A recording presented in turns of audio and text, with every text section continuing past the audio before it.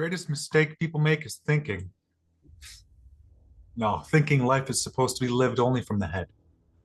The mind races, it calculates, it worries, it spins stories until you forget who you are. But underneath all of that noise is something more powerful than thought itself. The heart. Not just a muscle, not just a symbol of romance, but the strongest field generator in the human body. It sends out electromagnetic waves that shape the space around you, carrying more influence than the brain ever could. The heart doesn't just keep you alive, it broadcasts who you are into reality. When you live trapped in your head, everything feels like survival. You're always defending, analyzing, bracing from what might go wrong. But when you drop into your heart, something flips. You stop reacting and start radiating. You're not just surviving life, you're sending out a frequency of what you actually are. The mind becomes a servant, not a tyrant.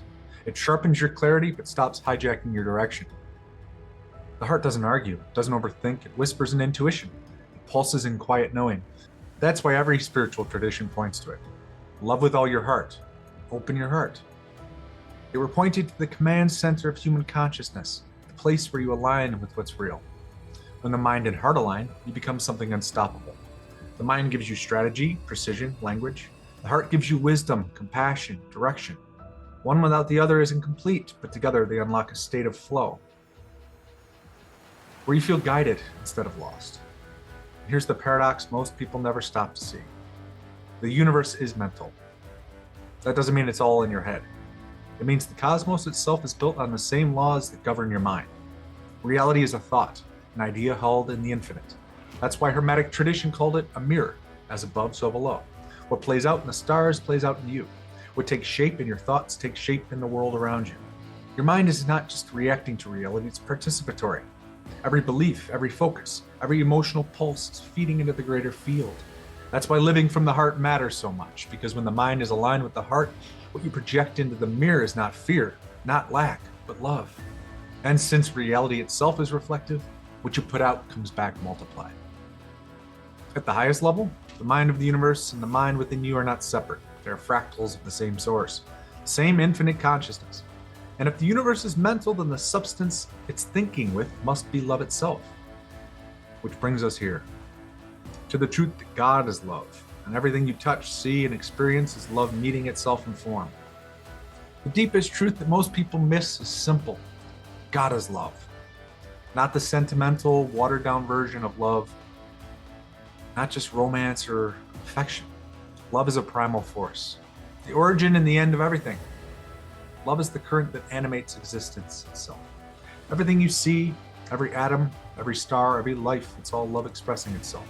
Even the hardest moments, even the chaos, even the pain.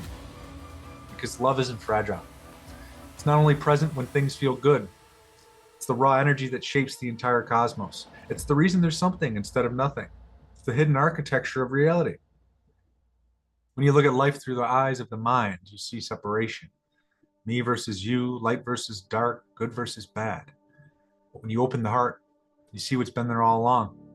Unity. Every experience is love meeting itself in a different mask.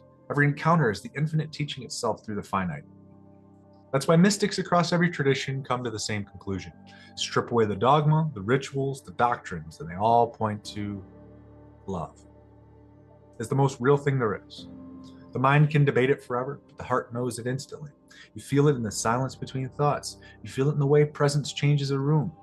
You feel it in the spark of awe that rises when you witness the vastness of the stars. To live from this truth is to realize there's nothing outside of love. The joy is love. The heartbreak is love. The struggle is love, stretching you into more of yourself. Even what looks like hatred or cruelty is love, hidden, distorted, waiting to be recognized and restored. There's no escape from it, because you were born of it. You are sustained by it, and you will return to it. Here life becomes a dance instead of a battlefield. The people who hurt you, the mistakes you've made, the shadows you've run from, all of them, playing out in a way that forces you to remember who you are.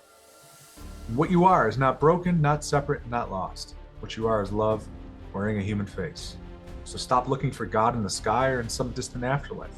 God is not elsewhere. God is the pulse in your chest, the breath in your lungs, the connection between you and everyone you've ever loved. God is not an ideal to be believed in.